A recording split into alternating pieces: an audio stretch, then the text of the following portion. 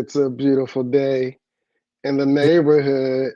A beautiful day for a neighbor. What's happening, Coach? Before we jump into, I gotta start you off right. This is Bernard Clark Jr., head football coach at Robert Morris University, and you're on the air with Pitch and Push. uh, Through the eye of the yeah. tiger, it's Pitts and Coach Clark Jr. is going down this Wednesday, 7:30 p.m. Everywhere, YouTube, Facebook, Instagram. Coach, how are you doing? I'm doing well, Pitch. How are you, my man? I'm hanging, man. I can't wait. Headed for a much needed mini vacation, but I'm I'm I'm ready for some football, man. I hear you. I won't see you this weekend, so happy Father's Day to you. Hope you Hap- enjoy yourself. yes, Coach. Happy Father's Day to you as well, and happy Father's Day to all those other father figures. Whether you're a biological father, stepfather, a coach, mentor, uncle, whatever it is, the impact that you make on whichever young child's life is impactful beyond measure. So don't ever think it's not. Don't ever limit your impact. Keep doing what you're doing. We appreciate you. 100%. Absolutely. Absolutely. Father figures and everyone else. Hey, through the eye of the tiger. No doubt about it. No doubt about it. So, how was your week, my man? Man, the week actually, it's been good. I got I had a nephew that graduated, so I was back home in Pittsburgh. Shout out to Eric McGuire. Thanks for looking me. Still Thanks for hitting me up. Appreciate still rocks. So look, Coach, you wanna know what's funny? it. Because my cousins, they said the same thing. I came in Thursday night, right? Mm-hmm. Graduation was Friday night. Gotcha. I was out Saturday morning by like 9 o'clock in the morning. Like No, no frets. No in and problem out. at all. But trust and believe. I definitely when I touch down, I always gotta make sure I come be able to check you out, man. And that was more just I knew it was gonna be a quick turnaround, but I look forward to everything that is going to be brewing this year. I don't know why, Coach. Yeah, I just think this year is gonna be a dynamic year, You man. know, I feel the same way. And I was speaking with the AD yesterday. Him and I were having a conversation, and I was saying to him, I'm excited about us coming in this year. We got our guys here this summer.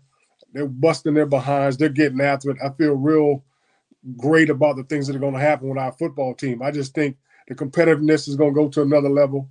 We've Yeah. gotten some much signed guys that we need. Got a little more speed in the backfield. We Okay. got some other things that we're looking at. Still looking at some receivers and some defensive linemen and some offensive linemen, but things are coming together well. We got a good group of linebackers. We got a senior linebacker, Jamar Shagog. Jamar's been with us since 2019.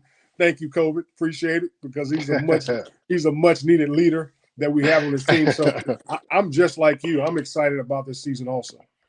It looked like you picked up another linebacker recently in Keon Freeman, or I seen it was reported recently. Talk to us Yes. about that gentleman. He was a young man. He was at Charleston, and he jumped into the portal, and he went to Youngstown. He played a lot for Youngstown, but he felt like he wanted to play a little bit more, get on the field a little bit more. We have one of his former teammates here, Tiz Mohammed, and him and Tiz are good friends, and so he decided to join us. And we think it's a good addition to our linebacker core. The young man gets downhill, he hits, he has good vision. He wears he wears number 52 because his favorite player is Ray Lewis. So it's one of those situations. So I'm gonna try to get him that number. I always tell guys my motto, because you know how young guys come in, especially high school guys. Coach, can I get this number? Can I get that number? My Yeah. motto when it comes to numbers is this: did they retire your high school number? If they didn't retire your high school number, don't come in here asking for it. So that's how I see things when it comes to numbers. So, but I'm excited about the young linebacker coming in. Well, I should say the grad linebacker coming in. Is that a thing? Like when players are transferring, is that how you see it in the NFL? Players go, they want their number. Is that a trend when players are transferring from other universities? Is that something that is a frequently asked question? Well, it's not just universities; it's high schools also. It's guys that are coming Hmm. from high school asking for certain numbers and stuff like. I don't get it with the whole number thing. I always tell my guys, all I know is this: Michael Irvin won number 47 as a wide receiver at the University of Miami, was an All-American. So I don't know if the number really makes the man, but I guess some guys are so tied up in numbers that it's important to them. But like I said, if you come here, if your number was retired in high school, you'll get it here at Robert Morris University. If it wasn't, then you'll get the number we give you. So, Coach, I wanted to talk a little bit about a couple things. We talk about student athletes a lot, right? And we yes, talk about the athlete, and we often highlight the student. yes, But I definitely wanted to. I'm gonna share my screen. I wanted to bring this up, man. Like, this is a tremendous feat that your team has been able to accomplish. Like, absolutely. can you share a little bit more what that feels like? What does that mean to you? How do you feel as the coach when you see that the hard work, the discipline, the instruction, and attention to detail not only carries from the football field but also to the classroom? Well, I was listening to a podcast the other day, and one of my favorite coaches, if not one of my favorite people, were on there. His name's Tony Dungy, Tony Dungy, coach with the Bucks, and he coached with Indianapolis Colts, and great defensive coordinator for the Steelers, and so on and so forth. And he made a statement that Chuck Noll told him the job of an assistant coach, the job of a coach, is to make a player better. Hmm. And that's better at every aspect. And that's what I tell our coaches all the time. We're not just talking about, when we talk about better men, better husbands, and better fathers, we mean better, period.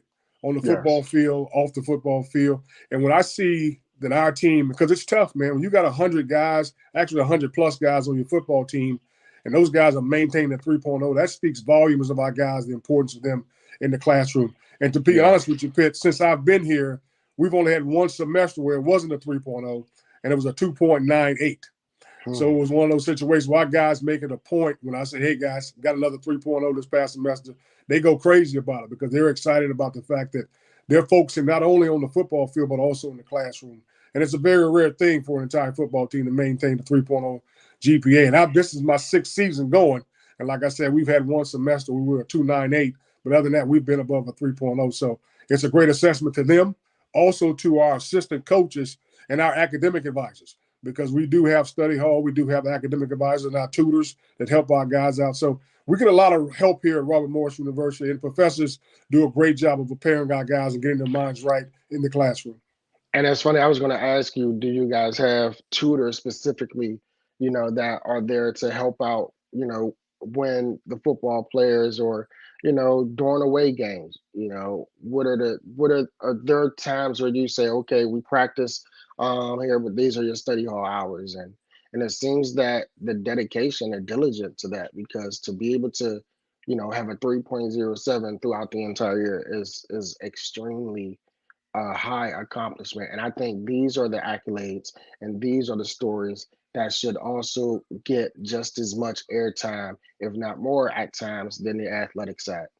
Well, the thing I tell, if you come in here as a freshman, once you come in here, you will have 8 hours of study hall per week for an entire year.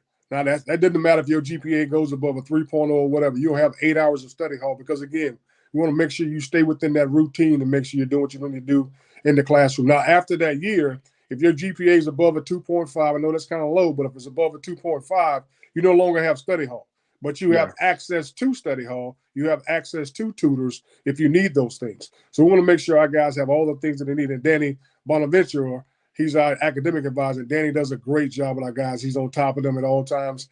And sometimes he'll come to me and say, hey, coach, the guy's a freshman, but he's a 4.0 student. Do we need 8 hours a week? I'm like, let's see how he does the first week, and then we'll go from there. Because, again, I want to make sure these guys understand the routine they need to have in order to maintain a high GPA.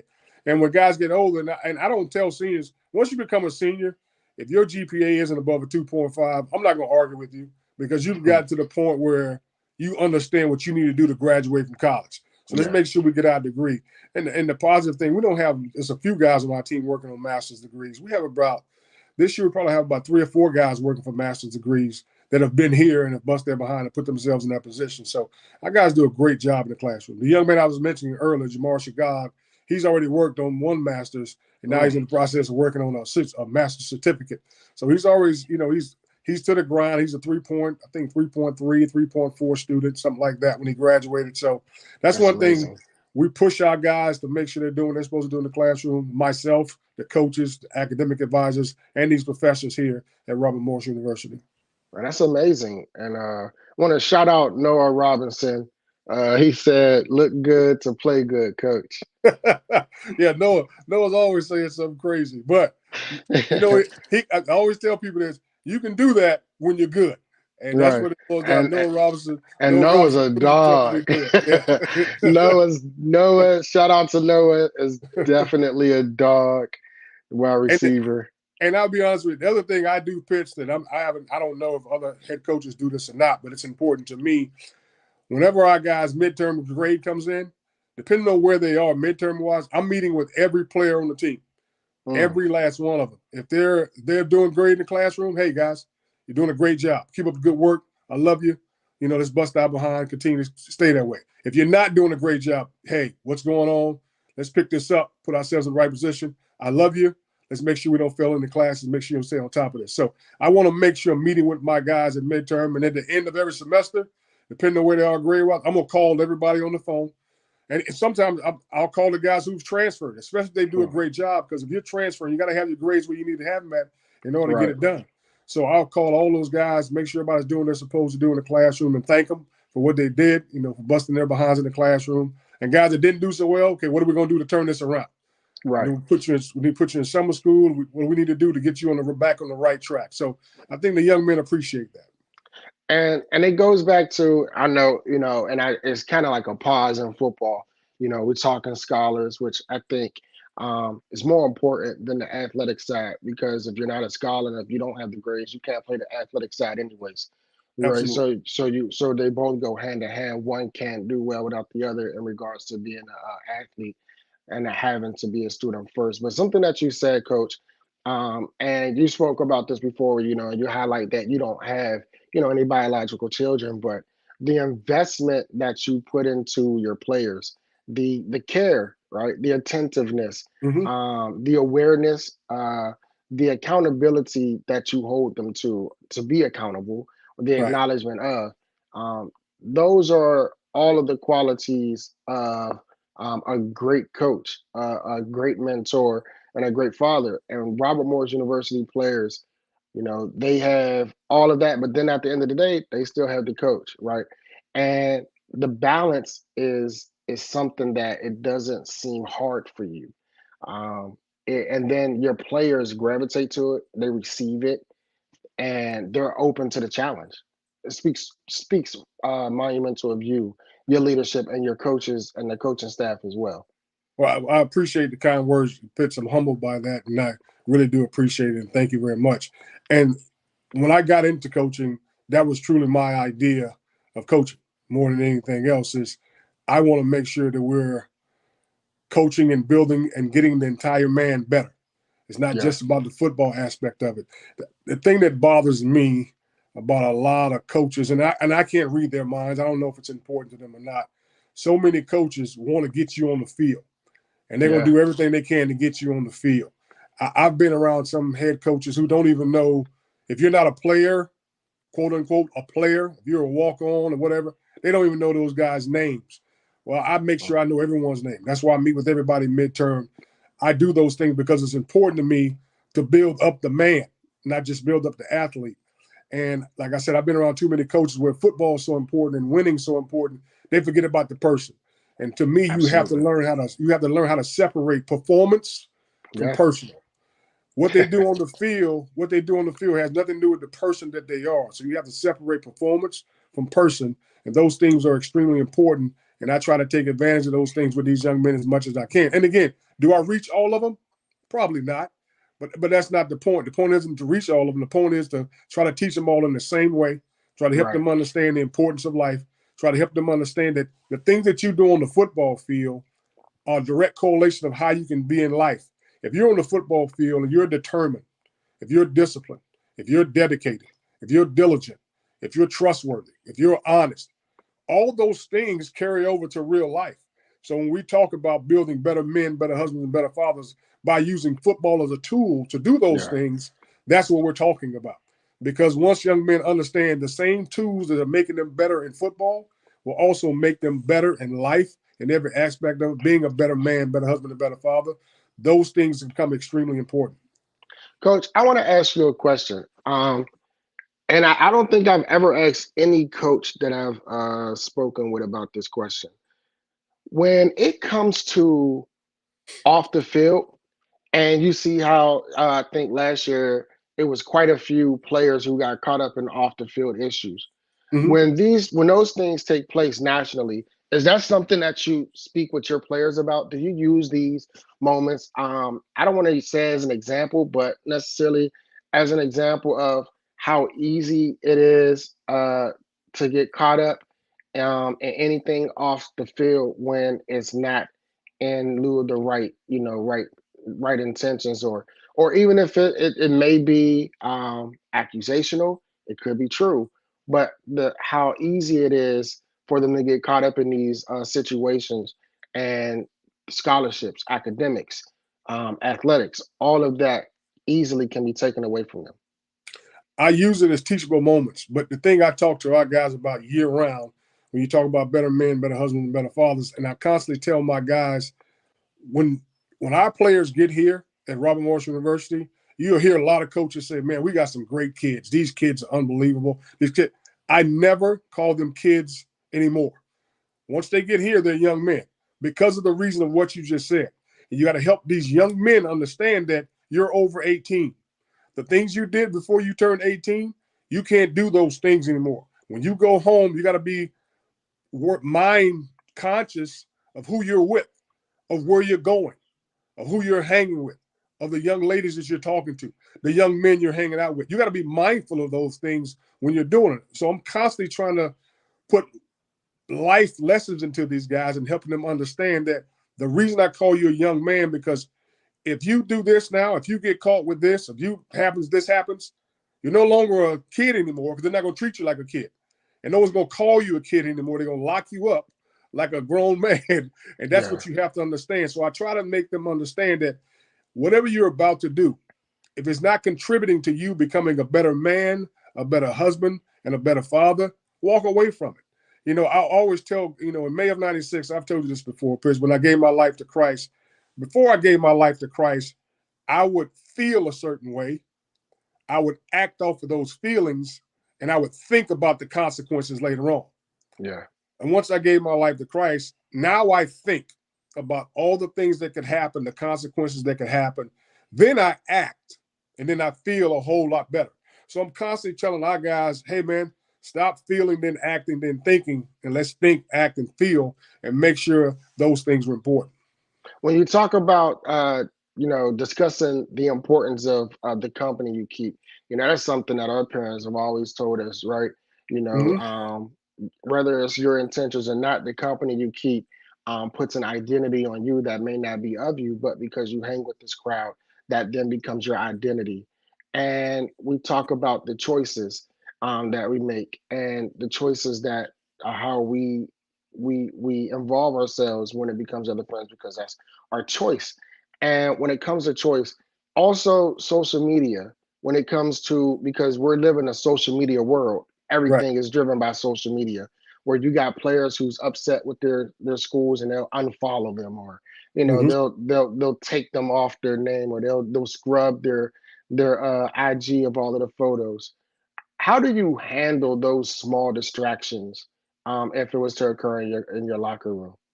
The one thing I think that's important is vetting during the recruiting process.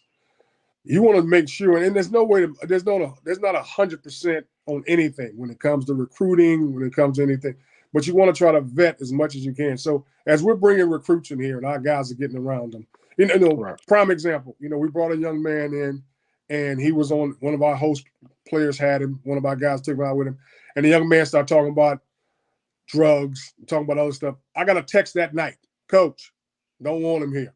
He don't need to be here.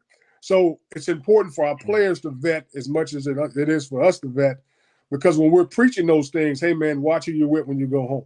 Watch who you're with when you're hanging out with. And I'm not telling you not to hang out with your friends, but make your friends understand that you hung out with in high school. Hey, man, we can't do those things I used to do because I can't do them. So if you choose to do those things, then I'm going to have to go hang out with someone else. I'm gonna have to be with another crowd because I can't put myself in that position because, like I've told you before, gangsters don't do homework. So that's what we have to understand more than anything else. You're in college. So even if you had, let's say you did have a bad life, you had a bad situation, well, now you've put yourself in a great situation. Yeah. You've gotten yourself a scholarship. If you're in one of these bigger schools, you've gotten yourself an NIL deal. You've put yourself in a great situation to walk away from the things you used to do. I'm not telling you to walk away from the people, but the people that you're with don't want to walk away from those things, then you need to walk away from those people. And you're going to be able to do that. Coach Holder, our offensive line coach, says is great all the time. 2 things in life are free: air and choices. So let's make sure you're making the right choices when it comes to things like that and doing the things you're supposed to do. Because we're going to preach it and preach it and preach it as coaches and try to teach it as much as we can. But unless you're hearing what we're saying, not listening and waiting for your turn to talk, unless you are hearing what we're saying, it's not going to resonate the way it needs to resonate. So when you talk about choices and your students, like I said, 3.07 for the entire team is remarkable. Yes. But not only in the classroom and on the field, but your team and your staff is also active off the field, outside of Robert Morris. And I want to play a video for you. I'm gonna pull this off screen. I want the video to play right. And it's basically how I spoke of earlier, the same opportunity my nephew had at playing in Damar Hamlin's Chasing M's All-Star game back home in Pittsburgh. You guys also participated in a Damar Hamlin event geared for the youth. And I want to play that video because I think a lot of times such videos, they're only stuck on Instagram or Facebook or X, right? And they're not able, or they're not put out there publicly for the world to see on a screen which says, listen, you know, we're more than athletes, we're more than scholars. You know, we're great human beings as well. We care about our community and we care about the ones that's coming up after us. So I'm gonna go ahead and play this video.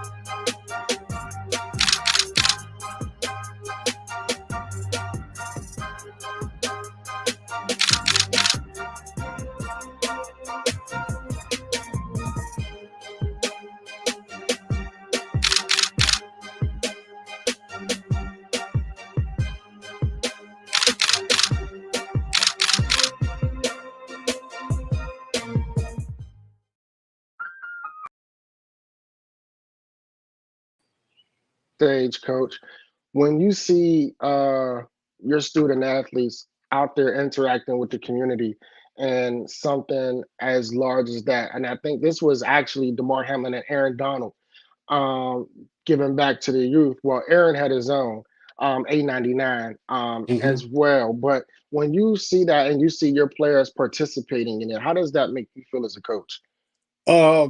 Joyful. It's probably the best word to use more than anything else. When I came back, because unfortunately last week I had a funeral I had to attend on my wife's side of the family. But when I came back and that Friday, I was able to see they played it on the news with our guys out there with those young kids and having a great time, and our young men showing them how to play football. And then on that Saturday, like you said, they went to Aaron Donald's camp and did the exact same thing. And, you know, I attribute everything that we're doing community-wise to Coach Tyler. You know, Coach Tyler's from Pittsburgh, and Coach Tyler makes sure our guys are getting out and doing these things. They're doing softball games. We did something, myself and a couple of the coaches did like a flag football game. We went out and talked to the parents. So I want us to do more community stuff. I don't think we do enough. I want us to be more visible, especially during the off season.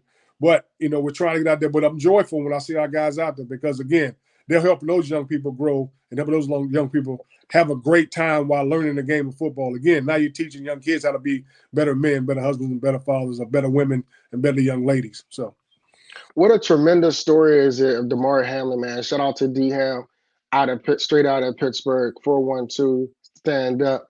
You know, but when you see, you know, I always got to shout out the hometown. Absolutely. But his story is simply remarkable, right? Because you take his injury and you take what he went through, that the ordeal he went through on that field that day against the Bengals, and I wonder if me mentally as a player, like, do I come back after that, right?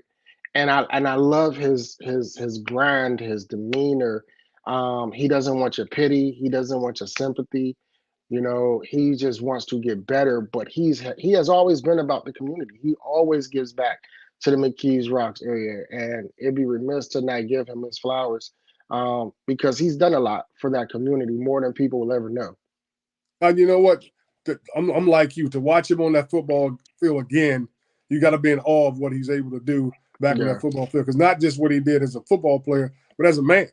I mean, to get up out of that bed and to walk again and be able to do those things, just everyday life things. I'm sure he feels more blessed than anyone, to say the least. And to see him do what he loves to do, not just in yeah. helping the community, but also playing the game of football and having an opportunity to give back the way he gives back. I think he's an outstanding young man. And I want to end on a note, not Robert Morris related. I want to get your thoughts. Okay. Coach Mike Tomlin was extended his 3-year contract, right? Yep. There are some people who are for it, then there's a lot of people who are against it. And I think what I found crazy, I was leaving to Stephen Cowherd, and he basically was like, if the Eagles can get rid of Andy Reid, if the Patriots can get rid of Belichick, basically what's the intent of holding on to a coach like Mike Tomlin? I don't know. 17 years, never had him a losing record. I don't know. Super Bowl win. I don't know. People in the community, he does a lot of great things in the community for Pittsburgh. I don't know. Pittsburgh just doesn't fire coaches. Pittsburgh believes in family. Pittsburgh believes in unity. Pittsburgh believes in a strong bond with the community. I'm confused about why people think he shouldn't be here. But again, I'll put it to you this way. If Mike Tomlin was to be fired, just like Andy Reid, he'd So be many picked other up tomorrow. teams.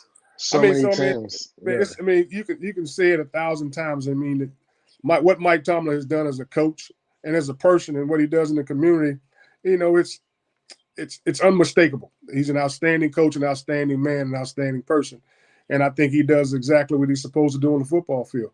No one's ever going to say, yeah, he needs to be here. No one will say he this and that. But the bottom line is, there's only been one coach, now 2 coaches, that have won 3 or 4 Super Bowls at one place. Other than that, everybody else is trying to win a Super Bowl. There's only be one Super Bowl winner every year. Right. But no one can say for 17 straight years they had a non-losing season as a head coach. No coach can say that, but one, Mike Tomlin. So again, I'm not arguing with anybody about whether he should be here, shouldn't be here. All I'm saying is I think he's a great football coach. And I agree. And I find it strange that he's never won Coach of the Year, but that's a whole nother conversation. Yeah. For another platform. But Coach, Utah State is on the clock. That is the first game of the season. We are quickly approaching the smell of that July, August grass. How excited are you to get things really start ramping back up? Every morning I walk into the office, I'm watching film. I'm watching film now. I know that's why I'm watching film of the game. So it's like 70-something days away, and I'm so excited about it. It's the craziest thing. But can't wait for it to happen. Can't wait, like you said, to smell that grass or smell that turf, should I say, those little rubber pellets that are burning in the sun. You can't wait to smell those things and get excited about it. And you got the cleats and you hear the smashing of the pads and the clinking of the helmets, and all those things get excited. You hear those cleats on the ground as they're coming down the stairs, click, click, click. Those are the things you get excited about. And I always tell, this is a privilege what I'm doing. I am so grateful for the job that I have. I understand that it's a privilege for me to be doing something that I've been doing since I was 8 years old, and I understand the blessing that God has given me. Coach Bernard Clark Jr., Robert Morris University, through the eye of the tiger, the Colonials is going down. Push and pull. Let's go, Bobby Boo! I'm your host, Pitts from Bowie TV, Pitts and Push Sports Talk Radio, Pitt Sports Zone.